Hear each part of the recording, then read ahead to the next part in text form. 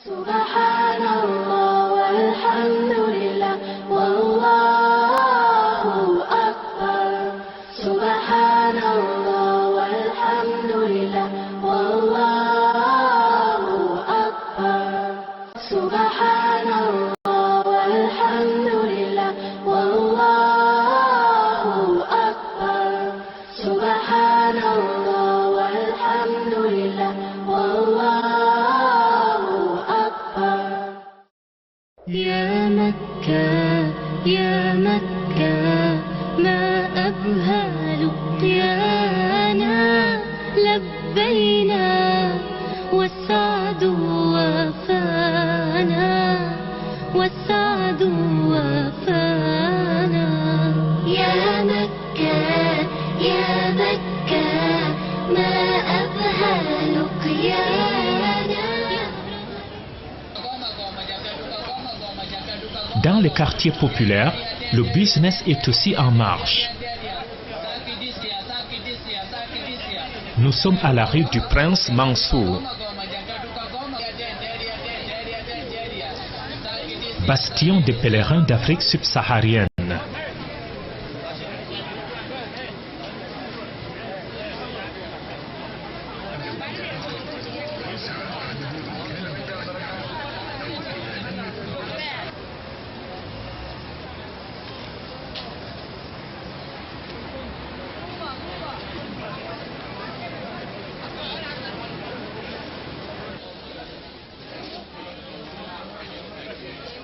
Les échoppes sont remplies et les vendeurs n'hésitent pas à jouer sur le registre linguistique pour attirer la clientèle.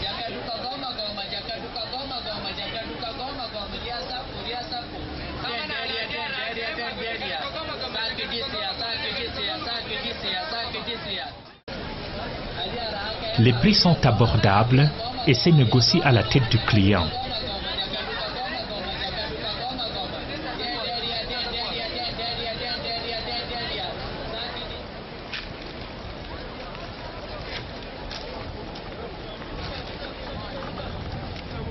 Les vendeurs à la sauvette s'installent en bordure des routes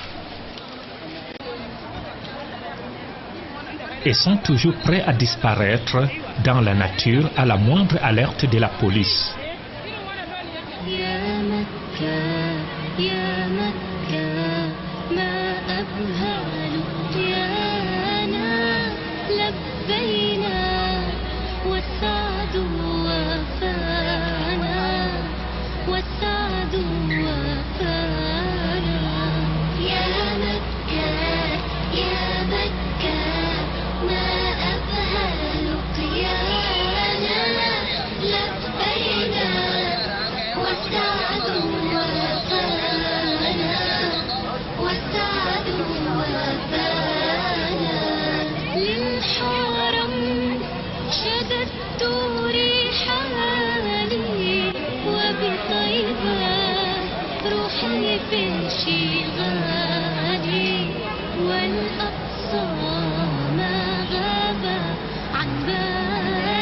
Une autre spécificité de la rue Mansour est qu'on y trouve des mets africains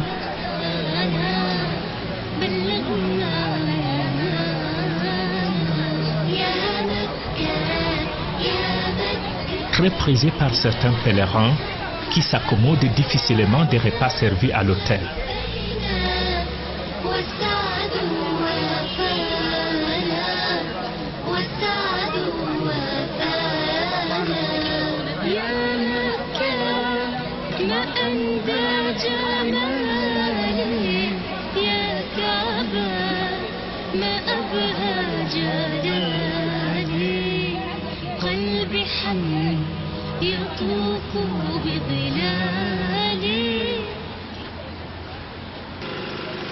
Le 8 du mois de Dhul Hijjah débute le Hajj ou le grand pèlerinage.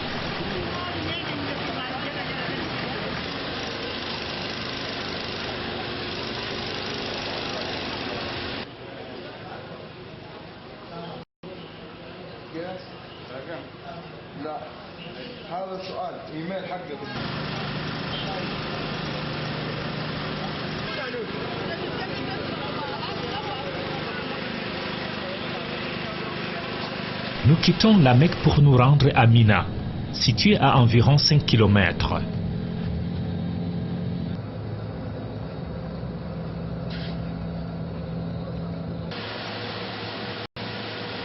C'est un vaste campement où séjournent les pèlerins pendant 4 à 5 jours.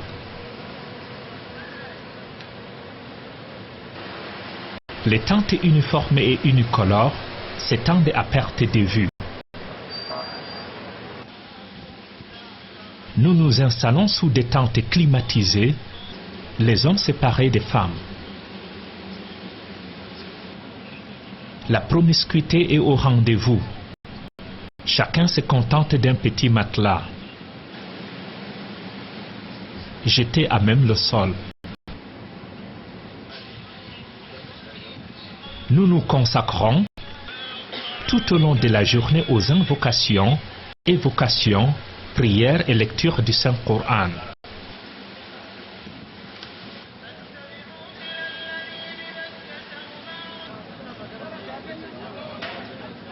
Se nourrir à Mina demeure l'une des préoccupations majeures des pèlerins.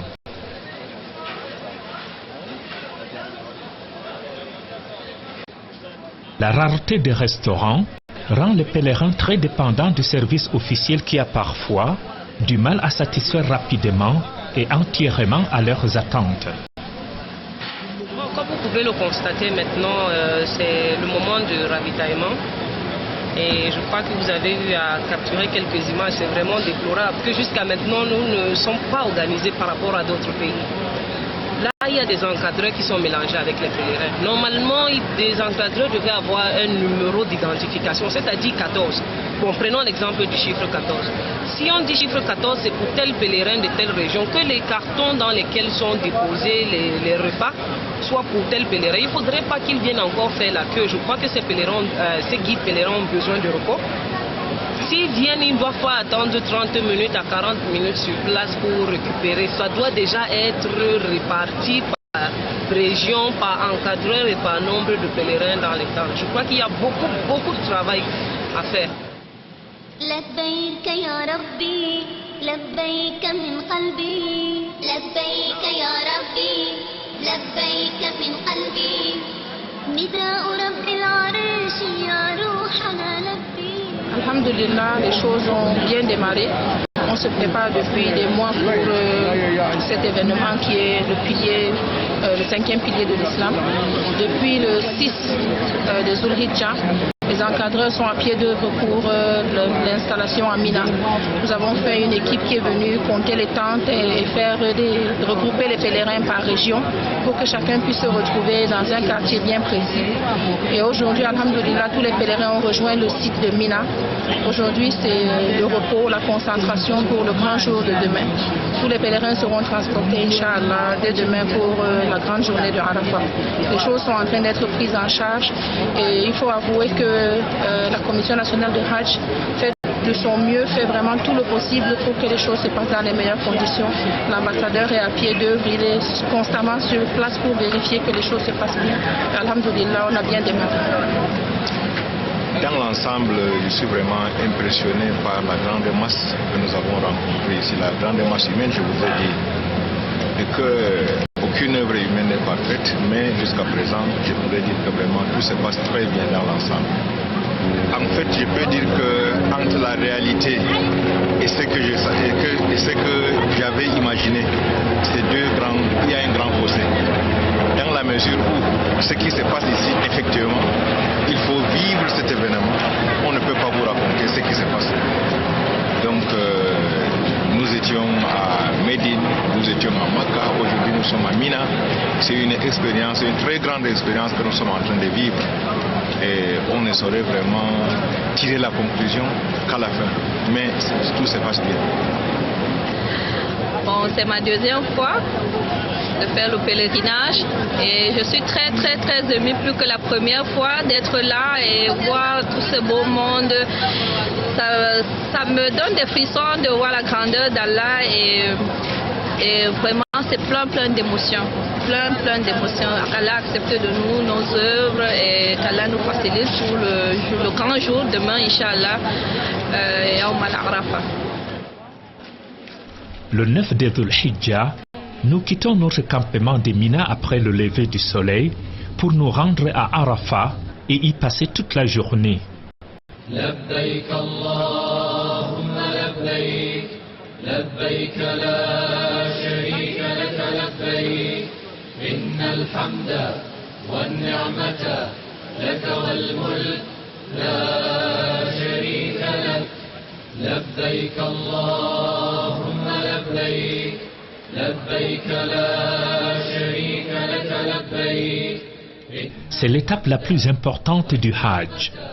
لك والملك لا شريك لك لبيك اللهم لبيك لبيك لا شريك لك لبيك إن الحمد والنعمة لك والملك. Le prophète sallallahu alayhi wa sallam a dit, je cite, le Hajj c'est Arafat. لبيك لبيك لا شريك لك لبيك إن الحمد والنعمة. C'est ici, au mont de la miséricorde, que le prophète sallallahu alayhi wa sallam fit son sermon d'adieu en l'an 632 de l'ère chrétienne. لا شريك لك لبيك إن الحمد والنعمة لك والملك. C'est pour cette raison que les pèlerins prennent d'assaut ce mont. لبيك اللهم لبيك لبيك لا شريك لك لبيك إن الحمد والنعمة لك والملك لا شريك لك لبيك اللهم لبيك لبيك لا شريك لك لبيك إن الحمد والنعمة لك والملك لا شريك لك. Sous notre tente, les invocations et les évocations montent en puissance.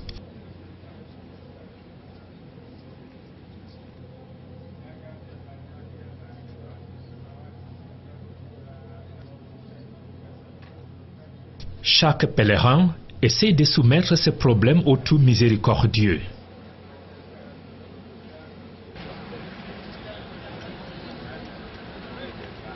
Nous quittons Arafat après le coucher du soleil pour nous rendre à Muzdalifa. Une marée humaine et un flot ininterrompu de voitures s'entremêlent.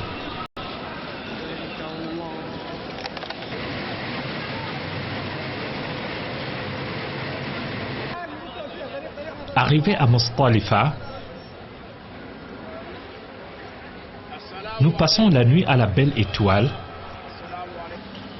couchés sur des nattes.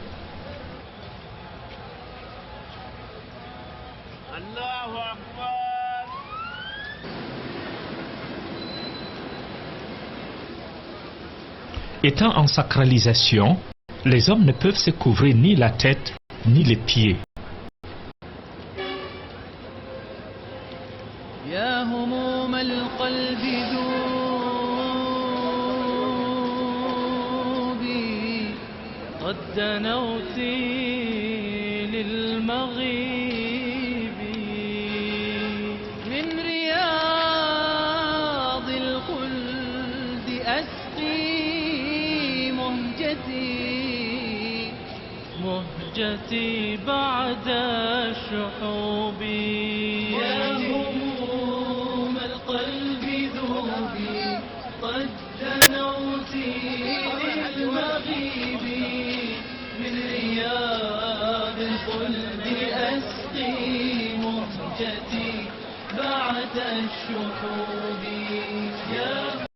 Les moins fortunés s'installent sur les flancs des collines.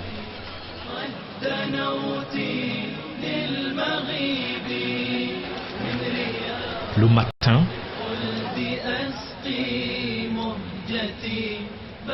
avant de quitter Muzdalifa,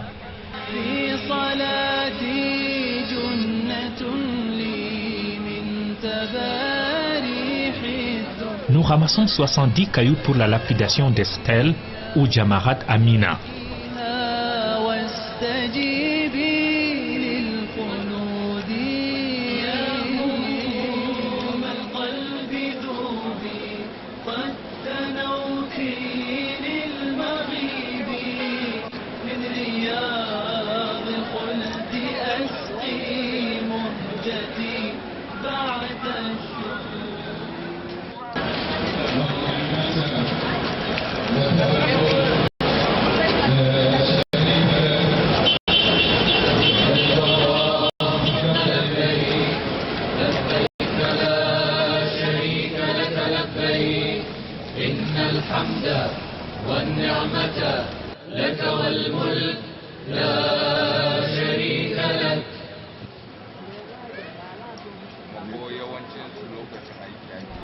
Nous sommes de retour à Mina.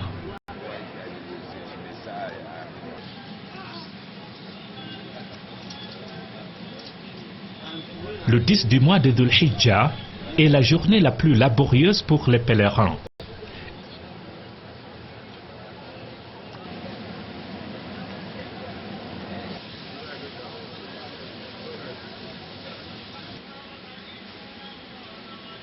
Elle correspond au jour de la fête des sacrifices.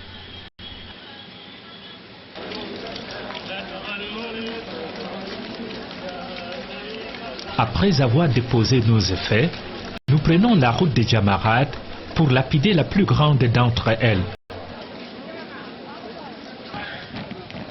Nous effectuons le trajet à pied. La progression est lente et la chaleur est accablante.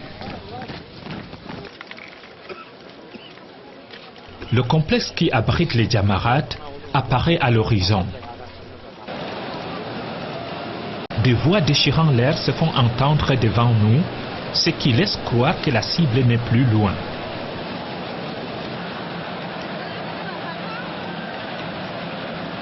La progression devient plus lente et la tension monte d'un cran.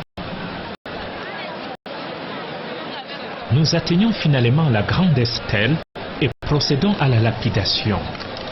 Celle-ci consiste à lancer, à 7 reprises, les pierres sur la stèle qui représente symboliquement Satan.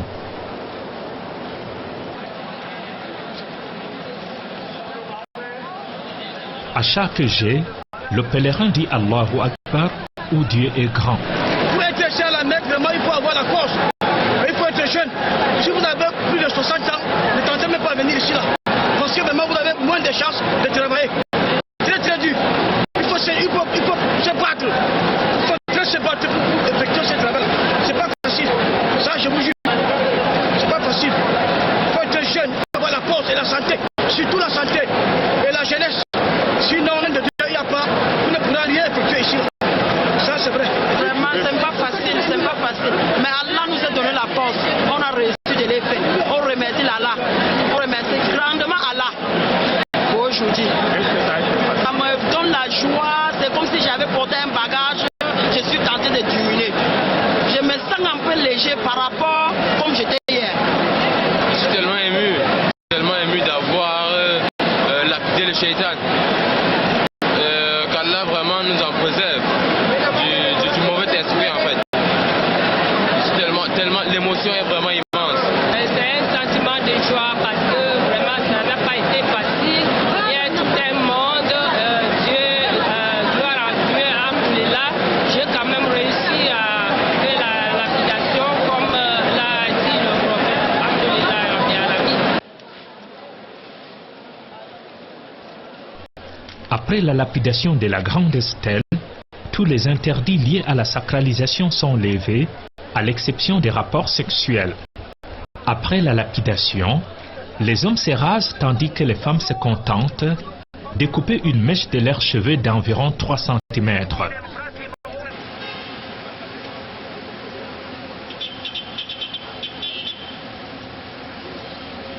Les pèlerins qui accomplissent le Hajj at-Tamattu, le Hajj Qiran, procèdent à l'immolation.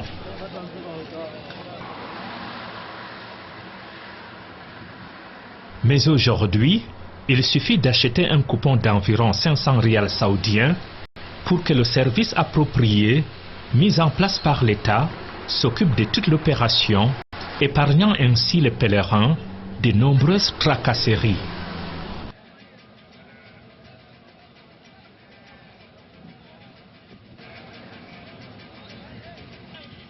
Sur le terrain, voici comment l'acte de sacrifice est géré.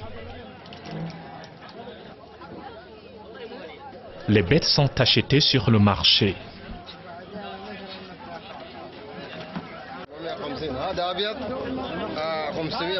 Ces moutons blancs coûtent 550 rials. Cet autre coûte 450 rials.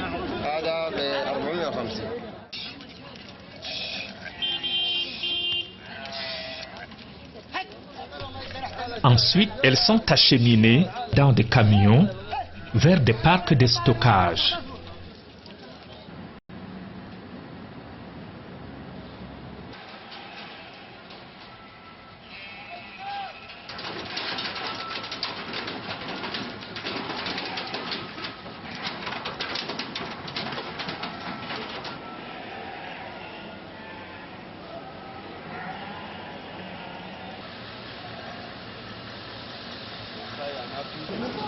Puis intervient la phase fatidique, celle de l'immolation.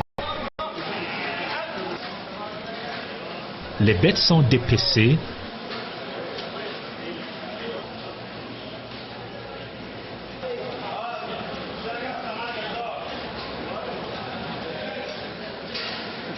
et découpées en petits morceaux. Les destinataires de ces sacrifices repartent avec le sourire et les sachets bien pleins.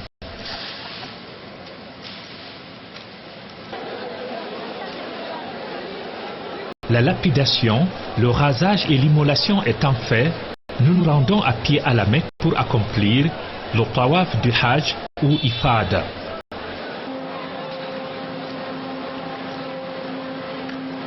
La distance est assez importante, mais la marche est préférable à la voiture.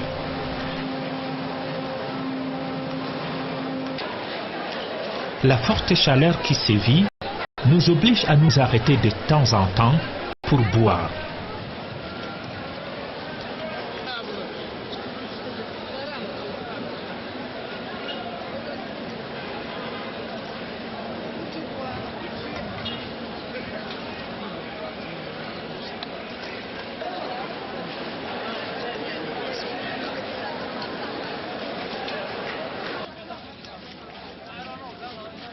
Arrivés à la Kaaba, nous accomplissons le tawaf al-Ifada comme celui de la Umrah avec quelques points de différence. L'intention change, l'épaule droite n'est plus dénudée et les hommes n'accélèrent pas les pas pendant les 3 premiers tours. Nous accomplissons les 7 tours de la Kaaba, les 2 rakats à la station d'Ibrahim alayhi salam, consommons l'eau de Zamzam,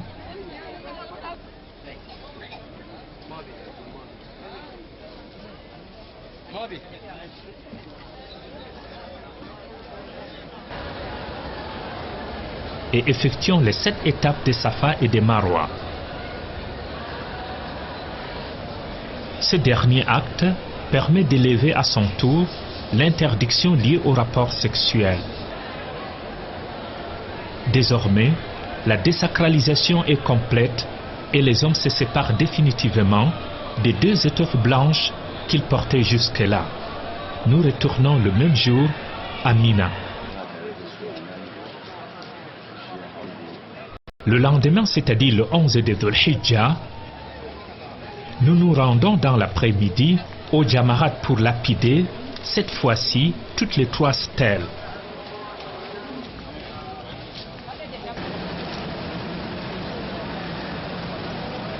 Nous commençons par la plus petite.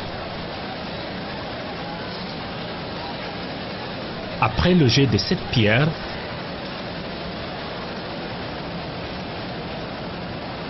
nous nous mettons de côté face à la Qibla et implorons le Très-Haut.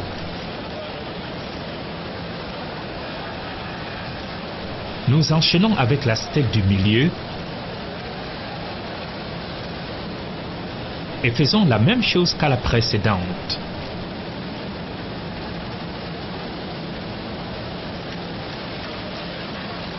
Enfin, nous lapidons la grande stèle sans faire cette fois-ci d'invocation. Le 12e jour, nous répétons les mêmes gestes avant de regagner définitivement la Mecque.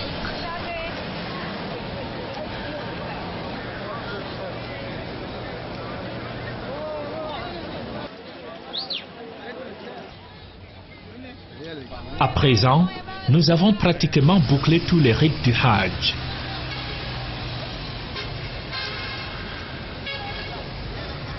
Il ne reste que le tawaf d'adieu qui doit être effectué quelques heures seulement avant de quitter la cité sacrée.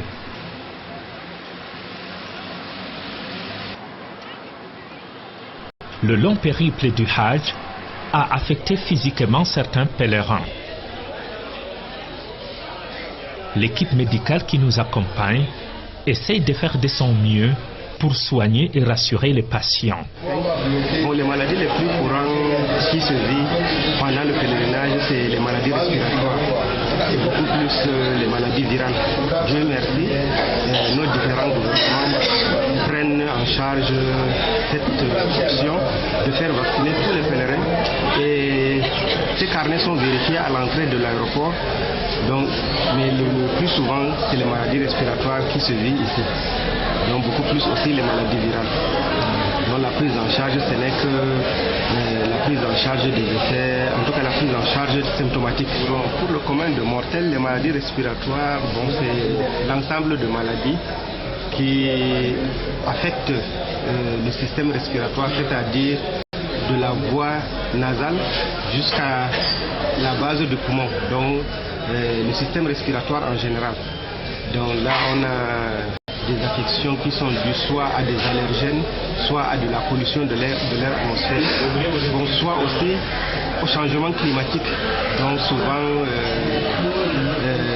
la fraîcheur, la chaleur, bon, et surtout la contamination à travers les bouclettes de fluide, donc à travers les différents touffes. Donc vous avez dû constater, comme moi, la plupart des pèlerins est en train de tousser. Subhanallah walhamdulillah.